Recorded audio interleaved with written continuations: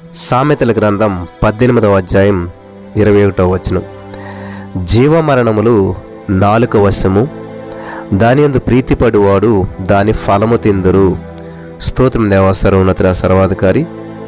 ఈ యొక్క వాక్యాన్ని ధ్యానిస్తూ ఉండగా మాతో మాట్లాడి ప్రతి వారికి వినగల చెవి, గ్రహించగల హృదయం అనుగ్రహించమని అతడు యేసుక్రీస్తు నామములో ప్రార్థించి నమ్మి పొందుకుని ఉన్నాం తండ్రి, ఆమేన్. సామెతలు 18:20 కూడా, ఒకరి నోటి ఫలము చేత వాని కడుపు నిండును, తన పెదవుల ఆదాయం చేత వాడు తృప్తి పొందును. సో ఈ యొక్క మాటలు మనం గమనించినట్లయితే ఈ లోకంలో ఏమంటారు, నోరు మంచిదైతే ఊరు మంచిదవుతుంది అని చెప్పి సామెత కూడా మనకు ఉంటుంది. అంటే మనం మాట్లాడే విధానాన్ని బట్టే మన జీవితం అనేటువంటిది నిర్మితం అవుతుంది. కాబట్టి తన పెదవుల ఆదాయం చేత వాడు తృప్తి పొందినట్ట. జీవమరణము నాలుక వశం. కాబట్టి ఏం మాట్లాడుతున్నాం అనేది చాలా జాగ్రత్తగా ఆలోచించుకుని మాట్లాడాలి. మనమంతా కూడా మన మాటలను బట్టి మన ఆధ్యాత్మిక స్థాయిని కూడా అంచనా వేయబడుతుంది. కొంతమంది శ్రమల్లో ఆశీర్వాద వాక్కులు పలుకుతారు, మరికొంతమంది కష్టాల్లో దూషణ మాటలు పలుకుతారు. అది వారి యొక్క ఆధ్యాత్మికమైనటువంటి పరిపక్వతను బట్టి కలుగుతుందన్నమాట. మనకి ఏదైనా సోడా షాప్కి వెళ్ళాం అనుకోండి, కూల్ డ్రింక్ షాప్కి వెళ్తే అక్కడ రంగురంగుల సీసాలు మనం చూస్తుంటుంటాం. ఒక సీసాలో ఎరుపు రంగు, మరొక సీసాలో నలుపు రంగు, మరో సీసాలో పసుపు రంగు ఉన్నాయనుకుందాం. మనం వెళ్ళి ఆ సీసాలను కదిలించామంటే, ఏ రంగు సీసాను కదిలిస్తే ఆ రంగు ఒలుగుతుంది బయటికి, ఆ మూత విప్పజిస్తే. పసుపు రంగు సీసా ఒలికిస్తే పసుపు రంగు బయటకు వస్తుంది కదా.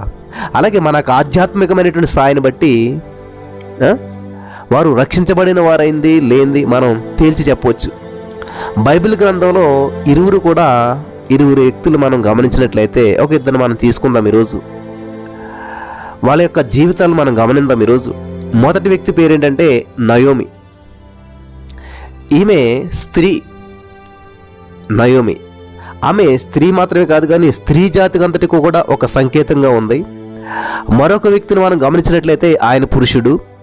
ఆయన పురుష జాతికి ఒక సంకేతంగా ఉన్నాడు. వీరి యొక్క ఆధ్యాత్మికమైనటువంటి మానసికమైనటువంటి స్థితిగతులు మనం పరిశీలన చేసినట్లయితే, మన మంచి మాటల ద్వారా దేవునికి మహిమ కలుగుతుంది, మనం మాట్లాడే చెడు మాటల ద్వారా దేవుని నామానికి అవమానం కలుగుతుంది. కాబట్టి మంచి పలకండి, మంచి మాట్లాడండి. వింటున్నారా ప్రియులారా? మంచి మాట్లాడండి. ఇక్కడ మనం గమనించినట్లయితే ప్రియులారా, ఇద్దరు వ్యక్తులు కనపడుతున్నారు. ఒక ఆవిడ నయోమి, ఒక ఆయనేమో యోబు గారు. ఇది గమనించాలి. నయోమి అనగా ఆవిడ పేరేంటి, అసలు మధురమైనటువంటి పేరు అనమాట. మధురం. ఇక్కడ మధురాతి మధురం. మధురమ్మ గారేమో చేదు మాటలు పలుకుతుంది, చేదయ్య గారేమో మధుర మాటలు పలుకుతున్నాడు. వింటున్నారా? మధురమ్మ పలికిన చేదు మాటలు, చేదయ్య పలికినటువంటి మధుర మాటలు. ఈ రెండు జీవితాలు మనం చూద్దాం. ఇక్కడ మధురమ్మ గారు పలికినటువంటి చేదు మాటలు ఏంటి? బైబిల్ గ్రంథంలో నయోమి అనేటువంటి మహిళ ఉంది. నయోమి అంటే అర్థం మధురం. ప్రారంభంలో ఈమె యొక్క జీవితం మధురంగానే సాగింది. క్రమక్రమంగా ఆమె జీవితాన్ని విషాద ఛాయలు ఆవరించాయి. దానికి బలమైనటువంటి కారణం ఆమె స్వయం కృతాపరాధమే. ఈమె జీవితం చీకటి వెలుగుల సమ్మేళనంగా మనకు కనిపిస్తోంది.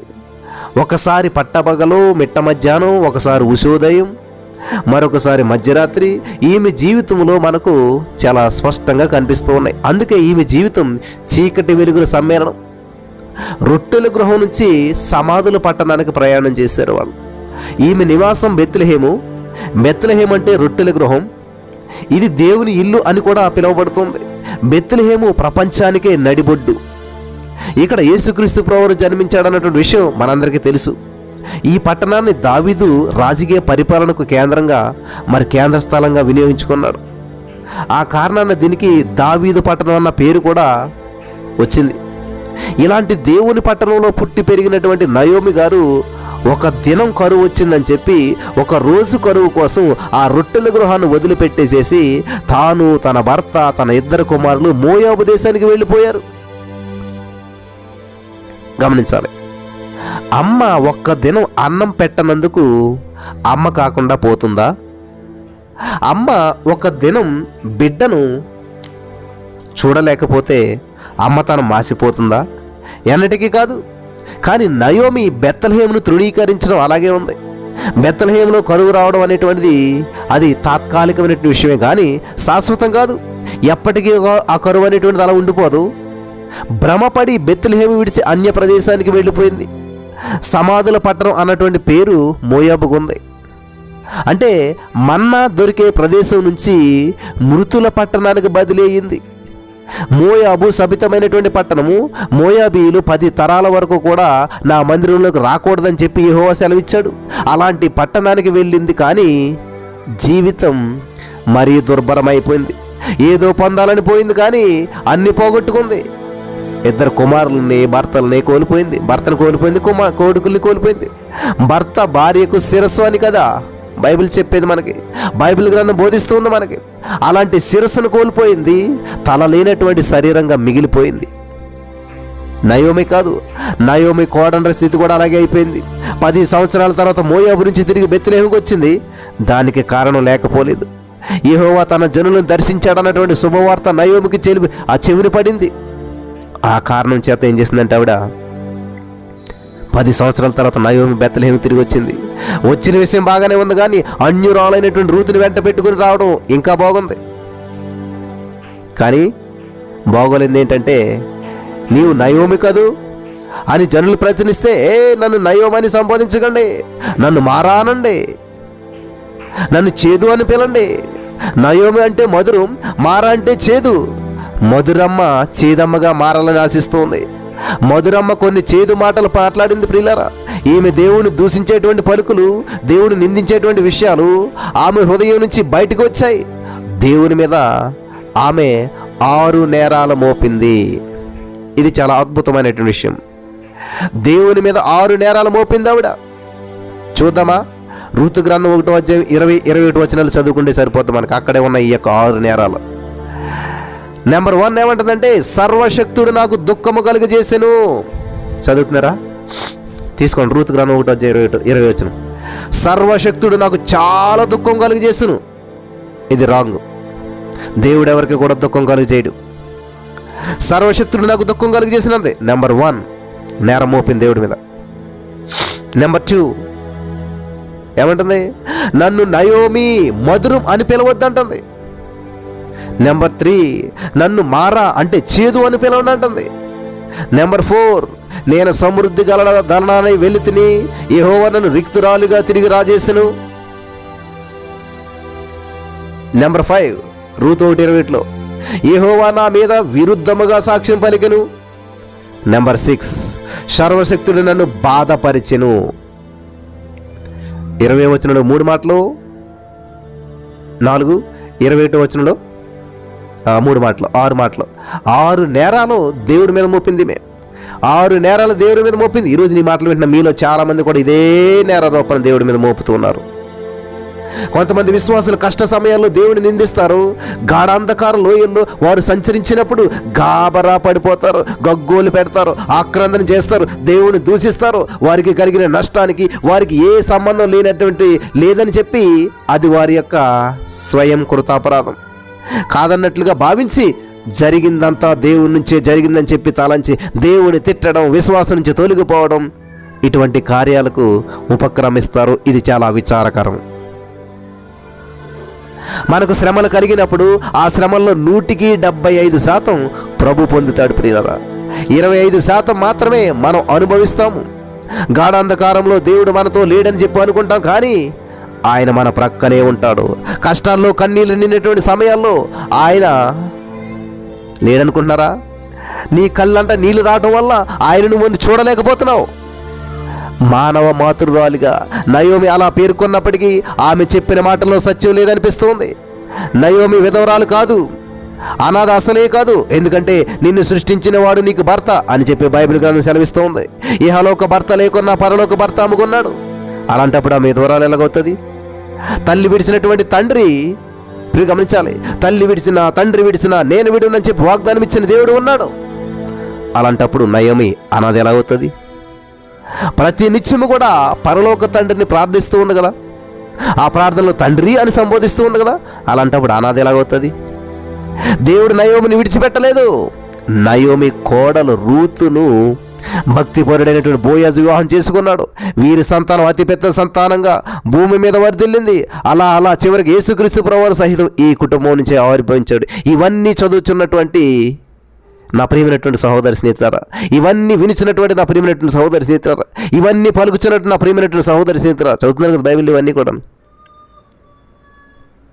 మరి నయోమి దిక్కులేదని చెప్పి ఎలాగవుతుంది? మన బైబిల్ చేత అలాగ ఉంది కదా, దిక్కులేందని అన్నట్టుంది.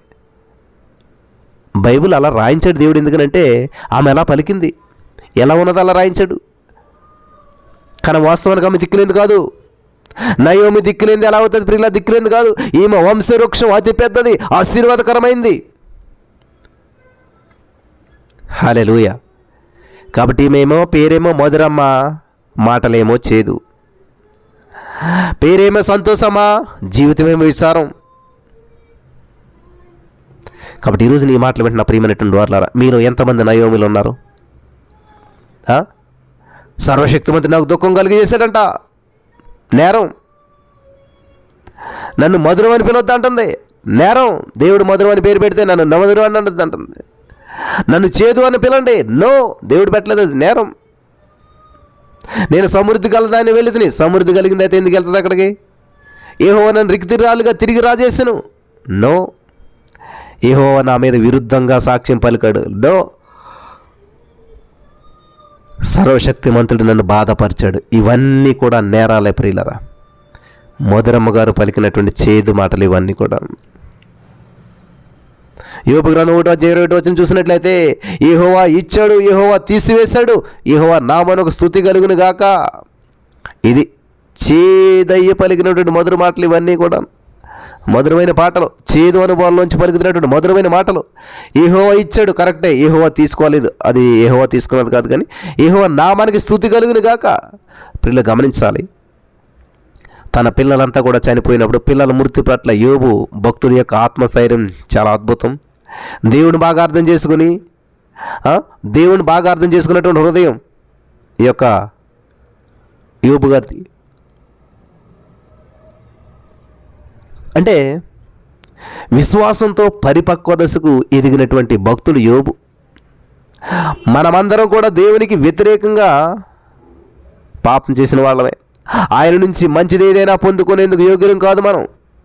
మనకేదైనా ఉంది అంటే అది దేవుని ఉచిత కృప వల్లే. కొంతకాలం పాటు మనకిచ్చినటువంటి దాన్ని ఆయన తీసివేస్తే అందులో అన్యాయం ఏమీ లేదు అని గ్రహించి ఈ యొక్క భక్తుడు దేవుణ్ణి స్తుతించాడు. నయోమి వంటి నేరారోపణ కలిగినట్టు మనసు యోబు భక్తుల్లో లేదు. ఒక విధంగా చెప్పాలంటే యోబు జీవితం అంతా కూడా విషాదమయం. యోబు అనేక విషమ పరీక్షలు గురయ్యాడు. అందుకే ఈయన చేదయ్యగా మనం ఇక్కడ చూస్తూ ఉన్నాం. జీవితం అంతా కూడా చేదుమయమే. అయినా సరే మధురమైన మాటలు ఆయన నోటి నుంచి వచ్చాయి. యోబు నోటి మాటల ద్వారా దేవుని దూషించిన వాడు కాదు. ఒక్క సంతానం చనిపోతే జీవితం దుఃఖమయమైపోతుంది. ఈయనింటిలో 7 మంది కుమారులు 3 కుమార్తెలు 10 మంది సంతానం ఒక్క దినంలోనే మృతి చెందారు.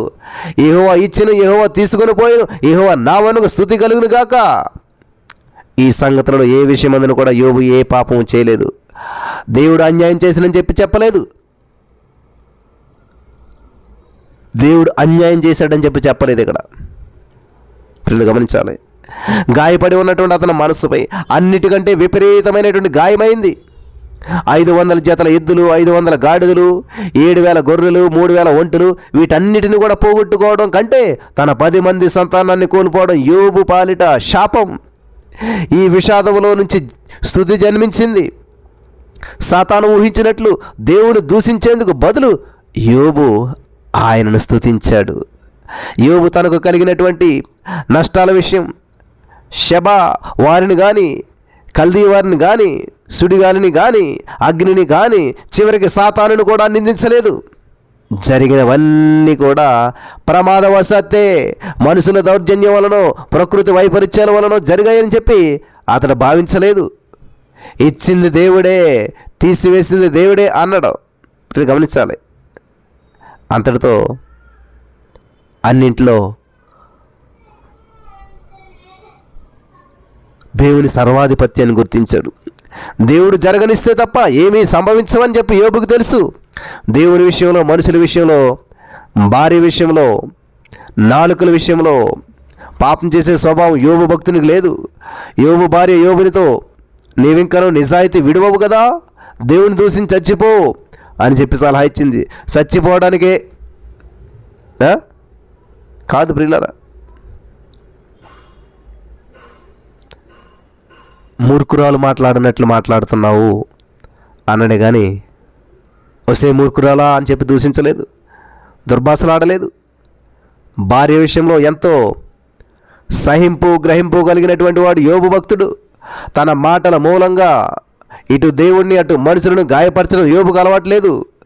శరీరానికి తగిలినటువంటి గాయాలు ఎన్నైనా సరే అవి ఏదో ఒక దినం మానిపోతాయి, కానీ నాలుకతో చేసిన గాయాలు మాత్రం మాసిపోవు. బుద్ధిహీనుని నాలుక అతి భయంకరం, బుద్ధి కలగవాని నాలుక ఆశీర్వాదకరం.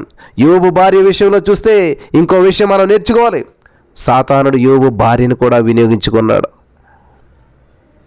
అయినా యోబు భక్తుడు ధైర్యాన్ని కోల్పోలేదు. హల్లెలూయా, దేవునికి స్తోత్రం. అన్ని విషయాల కొరకు దేవుణ్ణి అతను స్తుతి చేస్తూనే ఉన్నాడు. మనుషులు తమ శ్రమలను పాలరాతి మీద రాసుకొని ఆశీర్వాదాలను ఇసుక తెన్నెల మీద రాసుకుంటారు. ఎవరు అన్నారు ఇలాగా? ఏం చేస్తారంటే మనుషులంతా కూడా తమ శ్రమలను పాలరాతి మీద రాసుకుంటారంట, ఆశీర్వాదాలను ఇసుక తెన్నెల మీద రాస్తారంట.